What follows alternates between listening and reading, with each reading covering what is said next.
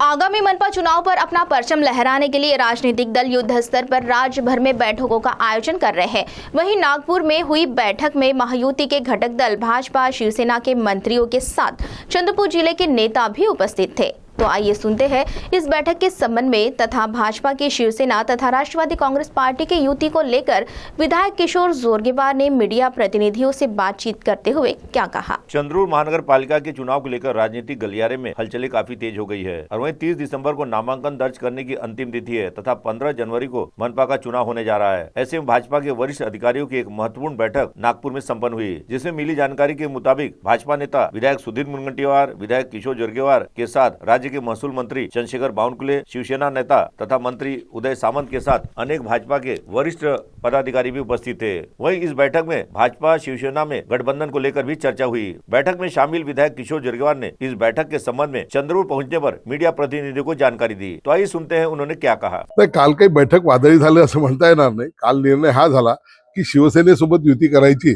जे बरेच दिवसापासून होतं। काल शिवसेनेचे नेते उदयजी सावंत आणि बाकी सगळी शिवसेनेची वरिष्ठ मंडळी भारतीय जनता पार्टीच्या विभागीय कार्यालयामध्ये आले होते आणि त्यामध्ये बावनकुळे साहेब आणि या सगळ्या नेत्यांच्या समोर हे ठरलं की शिवसेनेसोबत या ठिकाणी आपल्याला युती करायची। एक जागा कोणत्या द्यायच्या, किती संख्येने द्यायच्या त्याच्याविषयीची आम्ही थोडी मग प्राथमिक चर्चा सुद्धा शिवसेनेच्या नेत्यांसोबत केली आणि जवळजवळ एक ती युती होण्याच्या संदर्भातलं एक पक्का होत आहे। आता असं काही नाही, महायुतीमध्ये त्यांनी काल 12 जागा मागितल्या आम्हाला। आता चालू आहे आमचं बोलणं, आम्ही कोणती जागा त्यांना देऊ शकतो, कारण की तुम्हाला माहिती आहे की भारतीय जनता पार्टीच्या प्रत्येक जागेसाठी किमान 10 लोकांनी या ठिकाणी मागणी केलेली आहे। अशा हे मध्ये आणि सर्वच ठिकाणी भारतीय जनता पार्टीचे मोठे नेते पदाधिकारी आहे, काम चांगलं आहे, त्यामुळे प्रत्येक जागा सोडताना अडचण होत आहे।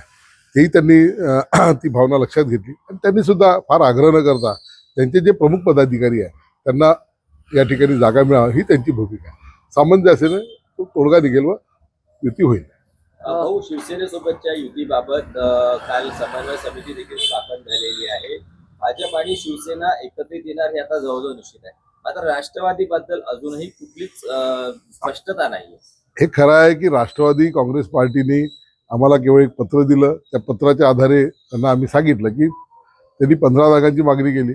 आम्ही सांगितलं की तुम्हाला त्या कुठे कुठे तुमची शक्ती आहे, कोणत्या कोणत्या तुम्हाला जागा आहे। जसं शिवसेनेनं आम्हाला सांगितलं की आम्हाला या पर्टिक्युलर या प्रभागातल्या या गटातील जागावर त्यांनी नावासहित दिलं, जेणेकरून तिथे जर त्यांचे स्ट्रॉंग उमेदवार आहेत तर ते आपण कन्सिडर करतोय। परंतु तसं राष्ट्रवादीकडून अजून कोणतेही काही या ठिकाणी यादी आलेली नाही आणि अधिकृतपणे कोणीही तिथून असं काही टेलिफोनिक संवाद किंवा असं काही होत नाही। पत्र दिलं त्यांचे अध्यक्ष राजीवजी काकडे यांनी मला, अध्यक्षांना आणि आदरणीय भैयांना, सुधीर भाऊंना, परंतु नंतरचा संवाद मात्र काही होताना दिसत नाहीये। CTV के लिए वैभव यारकर की रिपोर्ट।